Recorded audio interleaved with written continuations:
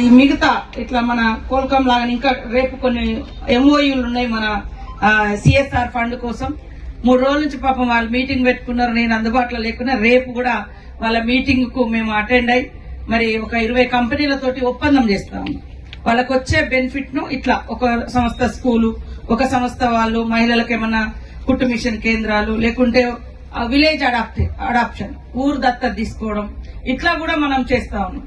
Governments ఒక్కటి చేస్తేనే కాదు, మనకు మనసు పెట్టి చేయాలి. మనకు అవకాశం ఉన్న కాడ కూడా మనం వివిధ రంగాలలో మరి గ్రామాలను ప్రజల్ని ముందుకు తీసుకురావడానికి మన యొక్క సహాయ సహకారాలు తప్పకుండా ఉండాలి. ఇవాళ బయట మనం చూస్తే ఇందాక క్వాల్కమ్ వాళ్ళు చెప్పినట్టుగా ఎంతసేపు సిటీలలోనో ఈ సిఎస్ఆర్ ఫండ్ అంతా ఖర్చు అవుతుంది. వాళ్ళకు కూడా పాపం ఎవరి ద్వారా పోతే ఒరిజినల్ గా ఎక్కడ నీడి ఉందో అక్కడ రీచ్ అవుతుందనే తెలియనటువంటి వాళ్ళు చాలా ఉన్నారు. కంపల్సరీ వాళ్ళు ఒక 2% ఖర్చు పెట్టాలి. ఎక్కడో కడ పెట్టేసిపోదాంలే అన్నట్టు కూడా కొంచెం వాళ్ళకు లాస్ట్ ఇయర్ ఎండింగ్ అవన్నీ ఉంటాయి, మార్చిలోపు ఖర్చు పెట్టాలి. అట్లాంటి ప్రాబ్లం లేదు. మా ములుగు రండి, ఇటు తప్పకుండా చాలా అవకాశాలు ఉన్నాయి, మంచి అద్భుతాలు తయారు చేయడానికి అని చెప్పిన తర్వాత ఈ రోజు 20-25 కంపెనీలు మనకు రేపు ఒప్పందం చేసుకుని దాని యొక్క పనితనం కూడా ఇప్పుడు ఎట్లయితే Qualcomm and transform schools transform ఎట్లయితే అవుతుందో నెక్స్ట్ 3-4 డేస్ తర్వాత వాళ్ళు కూడా మళ్ళీ మన గ్రామాలకు వచ్చి ఖచ్చితంగా మంచి అభివృద్ధిని ఇక్కడ ఇవ్వడం జరుగుతుందని తెలియజేస్తా ఉన్నాం. మనం చేయాల్సింది మన అధికారులు గాని, మన ప్రజాప్రతినిధులు గాని, ప్రజలు గాని, మనకు అవసరం ఏది ఉంది, పబ్లిక్ ఏది ఎక్కువ అవసరం ఉంది, ఎక్కువ మందికి ఏది అవసరం ఉంది, ఎక్కువ ఏది అవసరం ఉంది, ఇట్లా కూడా మనం ఐడెంటిఫై చేసి ఇస్తే ఆ వచ్చే వర్క్ ను మనం ఖచ్చితంగా యూటిలైజ్ చేసుకున్న వాళ్ళం అవుతాం.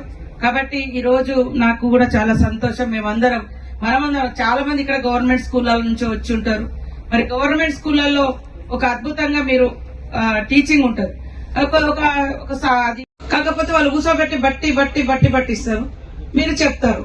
చెప్పిన దాన్ని కూడా నెక్స్ట్ డే మీరు రివైజ్ చేసి వాళ్ళలో ఎంత మార్పు వస్తుంది అనేది కూడా కొంచెం టైం పెడితే మన గవర్నమెంట్ స్కూల్స్ చాలా అద్భుతంగా రాణించగలుగుతాయి.